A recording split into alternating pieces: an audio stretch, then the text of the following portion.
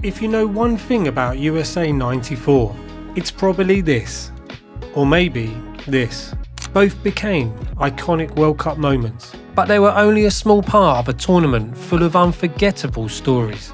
And with the World Cup returning to North America in 2026, it's the perfect time to revisit the last tournament held in the United States.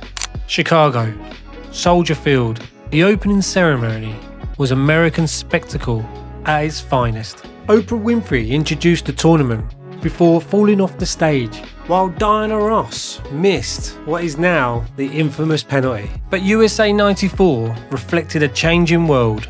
A unified Germany appeared at the World Cup for the first time, and Russia competed as an independent nation. Saudi Arabia, Nigeria and Greece all made their debuts. And new rules too, 3 points for a win, and the first World Cup with the back pass rule. Before a ball was even kicked, there was major shock.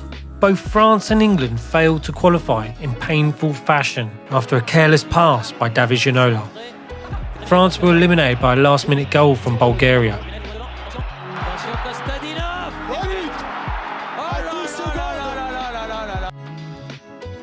And England's exit was just as bitter. A controversial defeat in Rotterdam to the Netherlands, where Ronald Koeman escaped what many believe should have been a red card. Is he going to send him off? He's got to send him off! Before then, scoring and assisting the winner. One now, he's going to flip one, and it's in! Yet, English managers were still present at the tournament. Jack Charlton for the Republic of Ireland, while Roy Hodgson was Switzerland's manager. And the groups would deliver plenty of surprises. As in Group E, widely regarded as the toughest group of the tournament, Charlton's Ireland produced one of the great upsets. They defeated Italy 1-0 at the Giant Stadium, with Ray Houghton scoring a famous goal. That group became unique in World Cup history. All four teams finished with identical points and goal difference, and with Norway cruelly eliminated. For Roy Hodgson's Switzerland, also impressed. They qualified out of the group, including a notable victory over Romania, before going out in the round of 16 against Spain. Beyond the football, and conditions in the United States were extreme, with intense summer heat and humidity affecting matches played in the middle of the day. This will also be Diego Maradona's last dance, and it started so promising. A fantastic goal against Greece was followed by a wild celebration, Maradona staring wide-eyed into the camera. Yeah, it all fell apart so quickly. After Argentina's second game, Maradona was escorted from the pitch for a drugs test, and the results came back positive for ephedrine, and he was banned for the rest of the tournament. In the same group, Nigeria announced themselves to the world on their tournament debut, topping the group that also contained Bulgaria. They then faced Italy in the last 16 and were seconds away from a famous victory until Roberto Baggio struck late to force extra time. Get through here, Baggio! He would then eventually win it from the penalty spot, ironically showing the composure that would abandon him in the final. And for Bulgaria, another unlikely story was beginning to unfold. They faced world champion Germany in the quarter-finals, and after falling behind to a Lothar Matthäus penalty, looked to be heading out. But in the space of just 3 minutes, everything changed. Germans hoping they've got the wall right. Stoichkov. Oh, it's a goal! Before Lechkov's diving header completed a stunning comeback, the world champions were out. Bulgaria had reached their first ever World Cup semi-final, but their remarkable run would end there, as yet again, Baggio scored twice and sent Italy through to the final, ending one fairy tale while continuing another. For Romania, arrived in the United States with little expectation, but by the end of the tournament they had become one of the defining stories. Georgi Hagi was at the heart of everything, combining imagination, technique and a left foot capable of the extraordinary. Against Colombia, he scored one of the goals of the tournament. Yet Romania's greatest moment came in the round of 16, with Argentina still reeling from Maradona's expulsion. Hagi and Dumitrescu inspired a famous 3-2 victory in Pasadena. Dumitrescu scored twice and Hagi added another, and Romania reached the World Cup quarter-finals for the first time in their history. Their run finally came to an end against Sweden. It was a match worthy of the occasion.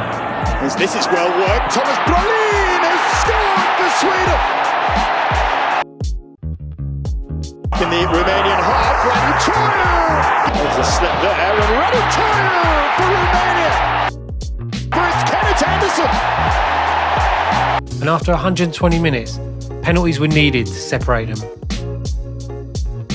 with the Swedes eventually booking their place in the semi-finals.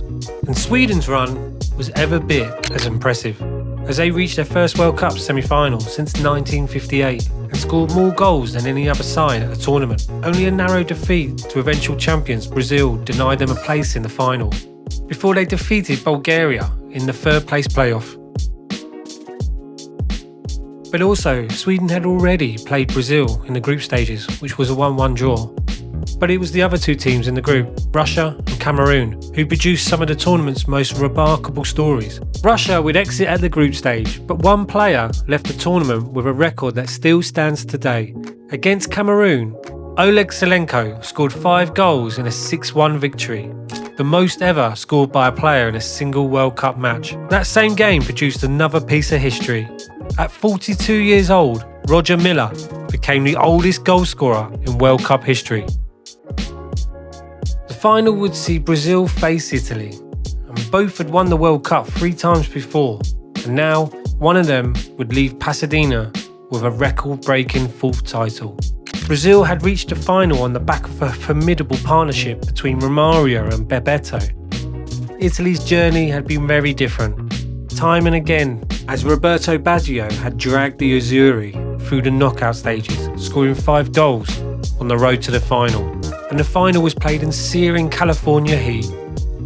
Tense, cautious, neither side could find a breakthrough, and after 120 goalless minutes, the World Cup final would be decided by penalties for the first time. Franco Baresi missed, Daniele Massaro missed, and Roberto Baggio missed. Brazil were world champions once again. Their 4th star had already been secured. USA 94 had everything. Crazy kits, crazy hairstyles, fantastic goals, iconic players. From Roberto Baggio and Romario to Hristo Stoichkov and Georgi Hagi, the tournament produced moments that still live on.